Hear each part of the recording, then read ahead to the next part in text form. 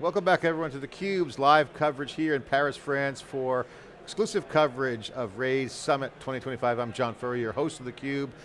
It's an international gathering of the leaders in AI infrastructure, and of course, entrepreneurs and enterprise leaders coming together to figure out how to harvest the value being created out of all their data and AI. Jonathan Ross, the CEO of Groq here.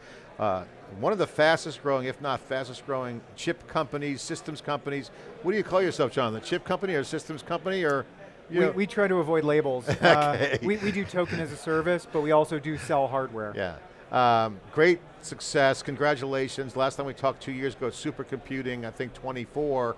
You guys were just getting it out there. The numbers were off the charts. You had nailed the speed advantage. I think you were the first one in the industry to quote, inference is the killer app. Yeah. Okay, so you knew that was here. Now that's everyone's line. Yeah, we've been doing inference since 2016, back before it was popular. Talk about this, where you guys are at. So give a quick milestone update of Groq, and then first half of the year, stellar performance, expansion. Give us a quick stats.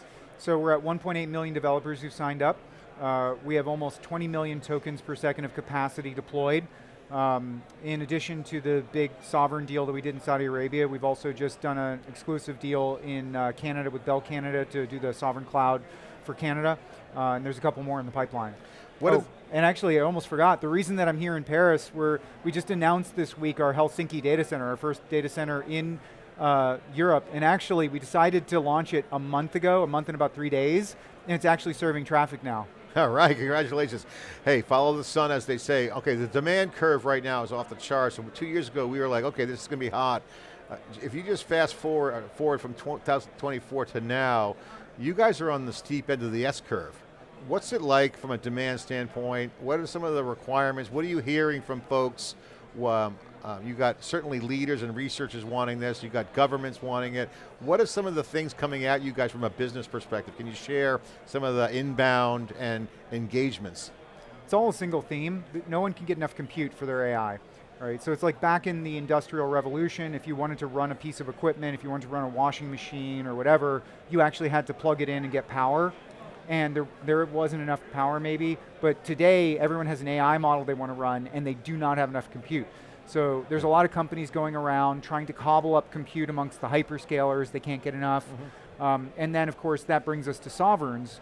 What's gotten sovereigns interested is they actually cannot get compute in their own countries. So most of the folks who are deploying the compute, the hyperscalers and others, they're deploying in some of the markets where the most money is spent.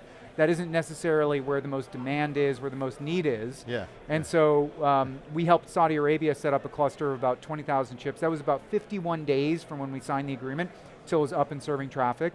I mentioned the Canada thing, and so we're working on some more deals like that, because those countries, they want to have access to compute so they can run those AI models and they can't get it. Yes, I had the wash machine with no power. I was also behind the main stage this morning. You were out on stage. I was kind of behind. I can see you were in reverse on the screen.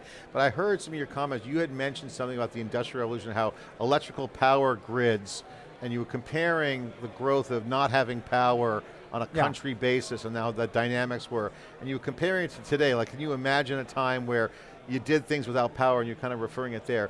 Are these countries looking at their power ability and then saying, oh, I might have to change my geopolitical alliance, or is it changing the dynamics politically? Have you had any of those conversations? So compute security is becoming as important as energy security. I think Europe had a real wake up with energy security, and I think the same thing is happening with compute. One of the problems with compute though is that when you're ordering GPUs, it typically takes 24 months. I think when Jensen was on stage at GTC, he explicitly said, if you want compute in 2 years, the day to sign the PO is today, right? And so in our case, we're actually able to do that in about 6 months because we have a much simpler supply chain. And so if you want to catch up in AI, right now, you have to think in months, not years. Yeah, and that's their supply constraint.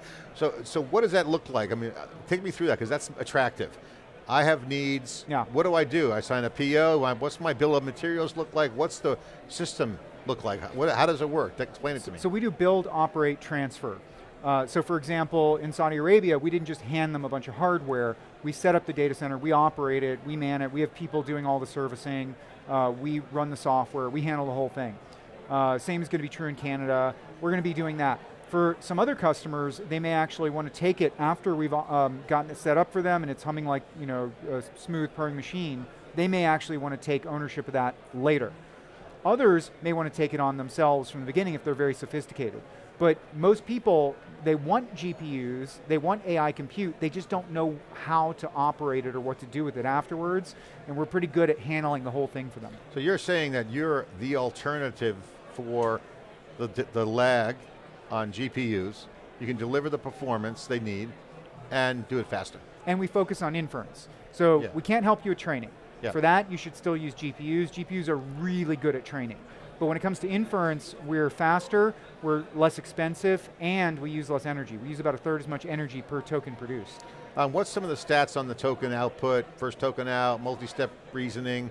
On some of the larger, like 400 billion parameter models, we're doing about 600 tokens per second, but that's our slowest speed. We do that to be economical. We could run faster. Right now there's more demand than there is capacity. So we've optimized for throughput. Talk about the Groq brand, because one of the things when you're moving fast, you guys are, you got to build the brand, get the customers, and you got to have the demand gen, this is the marketing, golden triangles they call it. How do you balance that? Because you guys are growing fast. What's your go-to-market look like right now? What are you optimizing for? What's your focus on that piece? Product-led growth. We found, one of our CMO has a saying she likes, which is the fastest way to kill a bad product is good marketing, which is if your product can't hold up and you start marketing, it's going to die very quickly. In our case, we have a really good product, so our goal is to get it out there as quickly as we can and let people just play with it. And so we've been shocked, like I've been in meetings with C-level executives. There was one where I was meeting with a CTO, and he's like, this pitch is so amazing, we have to try it. Turns to the guy sitting next to him, and is like, can you get on Groq and start benchmarking tonight? And he just turned back to him and said, Grok's my default, I use it for everything. So he's already there. And that's where product-led growth comes in. So we've had that 1.8 million developers who've signed up. So pretty much everywhere we go, people have tried us, they've experimented with us, and they already know how to use us. So then all we have to do is come in at the top and meet that with the bottom who all want to use us. Got it, that's good. You're just surrounding the castle, as they say. What is the scope the customer needs? Is there a certain profile customer that you go to? Where does the line stop? I'm actually, developers can come up and play with that, we know that. Is there a profile floor for you in terms of customer needs? What's the zone of size of customer you guys want to go after? So we can handle pretty much any customer, but what has been the easiest for us to onboard is actually more sophisticated customers. So what ends up happening is a less sophisticated customer may not realize how important the speed is, or the low cost. And then all of a sudden they start getting the bills and they're like, gosh, this is starting to get expensive. The more sophisticated ones, what we've noticed is their spend on token as a service, and we're token as a service, and I'll explain that a little more, almost exactly equals their revenue. And every time you give them a lower cost, they actually end up consuming more tokens. They don't actually just spend less, they consume more. And the reason is, unlike normal software, historical software, where you write it and it's the quality that it is, with generative AI, if you turn up more tokens, if you turn up the reasoning, if you do more in parallel, you can actually make the product better and smarter. And so everyone's competing on the quality, and so the cost and the speed allow you to dial up the number of tokens and improve the quality of the product.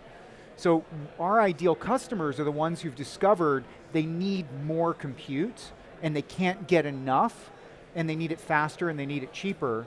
And those are the ones that just sort of pull us. So the ones that have figured out it's not the one-shot token, it's really the more reasoning, because the demand for tokens with reasoning is higher. Well, yeah, and I'll give an example. So one of our engineers was doing a bunch of formal theorem proving because we do chips and we want to get them right. And so he would use Claude Opus, which would get the answer in the smallest number of iterations, on average 2. But then when we would take a small open source reasoning model on our hardware, something like Qwen3 32B, it would always solve it faster. Even though it took more iterations, we're so many multiples faster than a GPU, the amount of time is less, but the cost is also less. So the question is— That's counterintuitive, because you'd think more tokens, more cost. But if it's a less expensive model, yeah, that's what I'm saying. then even though it's more tokens, the cost is lower. Yeah, I was just talking with Matt Hicks from Red Hat. He said, I asked about, because he's a Linux guy, I'm like, if you're at the kernel, you want to have a very efficient kernel. And his goal is, he's not playing in the world you're at, he's more in software, but his philosophy was they're just optimizing for the lowest cost token, period. Yeah. Because there's going to be more of them coming with agents. And so his point was, if this doesn't drop, if we don't make this as cheap as possible, the first call, it's going to, because he was kind of going down the same thread you were, which is, you don't know how many calls, because agents are going to have thousands of calls. Well, in our case, so what most of the customers are trying to do is they'll have a budget, a certain number of tokens that they want to expend, and an amount of time. And they want to do the maximum that they can in that amount of time to get the quality. So by bringing the cost down, they get more tokens. But also in our case, because we own the full vertical stack, and we got a shout out from Mark Zuckerberg actually on Ben Thompson's Stratechery, where he said he loved how vertically integrated we were. That vertical integration brings the cost down. So actually, our products very often are CapEx, OpEx, profit, everything combined is actually less than just the OpEx to run a GPU. So you could literally give someone a GPU for free, and it would be more expensive to generate tokens out of that than buying our product and deploying it. And I think for inference only, to be I think, first of all, I love inference only, because that's where the killer app is there. You would call that right. We agreed, of course, on that one. It's obvious to us. But I think your point about the token cost on not the fake, I won't say fake, the false results of Opus. Your point there was, it looks better because it's two, but it's faster here. But if I can do 5 iterations, but I do it in less time than I did the 2, it's faster, it's cheaper, what does it matter? Yeah, and my point there, and I'd love to get your reaction, is that we're seeing that the agentic side is going to be 1,000x plus tokens, so that kind of workflow is a predictive nature of what agents are going to do. So like to your example of the 2 to faster time, that's just going to multiply with agentic, right? I mean, is that? 100%. And in agentic, you also have this thing where you want to do a bunch of things in parallel too, so you got to get the cost down because you want to try multiple things. And so the cost is pretty extreme. Cost in is agentic. a huge deal. Yeah. All right, so, okay, you got the cost leader and high performance leader. That's, again, a winning product. So what's the marketing strategy? Put it out there and let people try it, and then they tell other people about it. It's worked, we've gone viral. Check it out, everyone. Grok is the answer. I think this is a huge issue because we saw that in cloud game FinOps. Efficiency is everything. Speed is everything. Everyone that comes on theCUBE these days, past year, the number one thing is speed is the new competitive advantage. You got to go fast, both on technical performance, but also business model. So I'm a company, I got to get my product to go faster. So that seems to be the biggest theme that's consistent. A great example. So we had a customer come in the other day here at this event, and we were chatting with them. At first we thought they wanted to bring the cost down.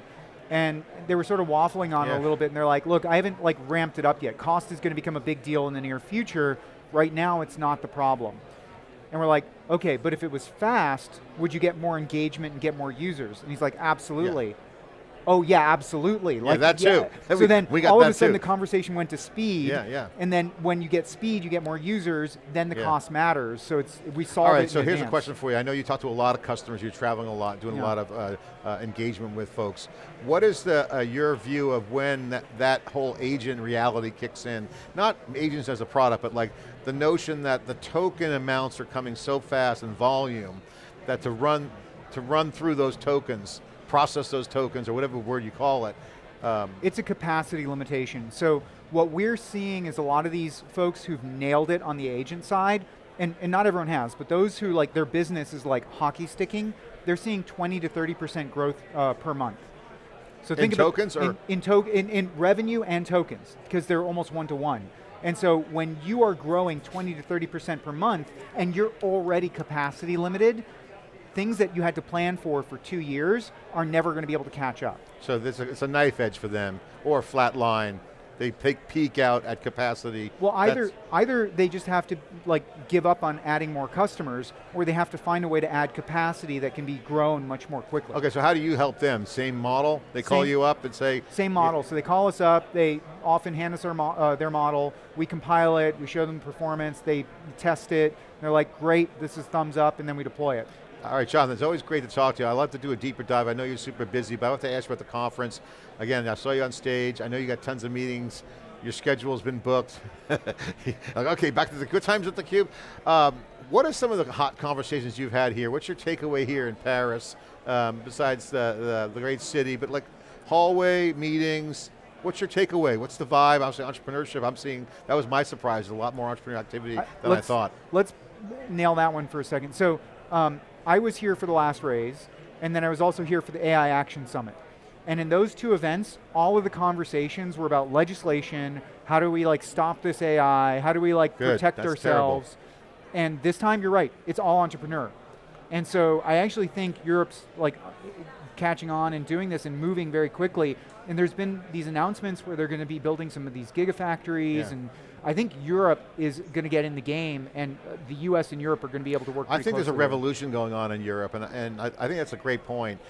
Even some of the European, I interviewed Daniel Dinez, founder of UiPath, who's Romanian, but he's proud of his European heritage. I asked him at the last question, just kind of end it in a nice note, hey, give us your advice, and would you share to other entrepreneurs and just in general European? He went on, he was preaching to the European, he was basically shaming, that's my word, that's my takeaway. But he was very adamant about, we have to be leaders, and if we rearrange the deck chairs, the world's going to pass them by, because you've got China, the Middle East, and the US as powerhouse, and the Middle East, they just want their sovereignty, but I think China, America, so I think Europe has a moment in time right now where if there's not a grassroots revolution from the entrepreneur and the business community, they could be stuck in legislative gridlock. Yeah. I mean, the consequences of that are mind-blowing, because if Europe becomes irrelevant, I mean, there's tons of entrepreneurs in Europe, tons of business, and a lot of it's on-prem. Yeah. So it's like, it's good. Well, so the way that I look at it, we are in a more select environment here at the summit. And so I would expect that as you go further out in Europe, you're not going to see the same sort of positive feelings. At least now at the summit, it's very positive. And last year, that was not the case. And at the AI Action Summit, that wasn't the case as well. And so at least all of the people who are in the lead get it. It's about how do we enable it. Yeah, how to get people across the chasm. One of the things with theCUBE I observed is that as we go global, we got the Palo Alto, New York Stock Exchange studio as an independent operator there. We're going to come to Europe. You're seeing entrepreneurship here, and the hackathon that was here. Which we sponsored. You guys sponsored, shout out to you. I mean, I love that hackathon. But what's noticeable about that hackathon is that for the first time in my career, I've really seen the first signs of Silicon Valley being syndicated. Because now we're at a level now where the Valley mindset of entrepreneurship is not just Silicon Valley. I mean, it's been talked about before, everyone's trying to replicate Silicon Valley, but that hackathons is being won by people who aren't even here, right? So you have teams on site and remote all around the world, and they're winning. I was talking to another entrepreneur who sold this company for $80 million, okay? He did it in 6 months. Wow. Okay, so this is the kind of electronics unlimited scale that's coming, that's being enabled. So, what you're doing, what the industry's doing at the infrastructure enablement, I think is going to be a completely different scale game. And things like 6 months of work, sell your company for $80 million, change education, just the benefits are just multifold. Are there any reaction to that from your standpoint of where you see, I mean, there's many examples, but like what's the frothy area that's good, that's enabling, that you see growing fast? With that kind of democratization, what do you see, Jonathan, that's encouraging you? Well, I always give a shout out to Station F every time I'm in France. I think one of the bigger problems in cultures that aren't used to sort of an entrepreneurial bent is that if you have a very entrepreneurial person and they're surrounded by a bunch of people who are saying, you can't do that, you should quit, why don't you get a real job? You failed, you're a loser. Yeah, it'll wear on them and eventually they'll stop. But when you surround someone with 3,000 other people who are risk on, then they're risk on and they're going to go and they're going to build a company. And so we chat with a bunch of the startups from Station F and they're all risk on, they want to do things. Yeah. And so my philosophy is when you catch someone doing something right, let them know. Praise. And so Station F is amazing. I think Raise is amazing. All these sort of, the hackathon's amazing. And also, there's a VC culture that's starting to grow in Europe, and it's a little more, like the VC culture in Europe used to be a little more old school with very onerous terms. Some of the newer VCs are more like the Silicon Valley VCs, which are like, how do I enable the founder, as opposed to how do I maximize my control over, over the entrepreneur. So that kind of stuff's helpful. It's a bit of a mindset shift. But also, I do think that in Europe, they want to do this, and believing that they can is the first step. And so just to point out, we decided that we were going to build this data center in Helsinki, or set it up, and then fill it. A month and roughly 3 days later, it's up and serving traffic. That happened in Europe. Yes, we are who we are, and we build fast, and we move quickly, but Europe didn't get in the way. So now, can Europe start to pull projects forward at that speed and start delivering multiple of them? You know what they say, one penguin jumps in the water, they all jump in. Let's hope Europe follows that. Jonathan, always great to see you. Let's do the next data center in a month and 2 days. I want to be there for the grand opening. Jonathan Ross, entrepreneur, CEO, founder of Groq. This is what it's all about, moving fast. Surround yourself with people who are going to get to that next level of innovation. Again, the enablement coming is off the charts. Of course, theCUBE's bringing you all the action here in Paris. Thanks for watching.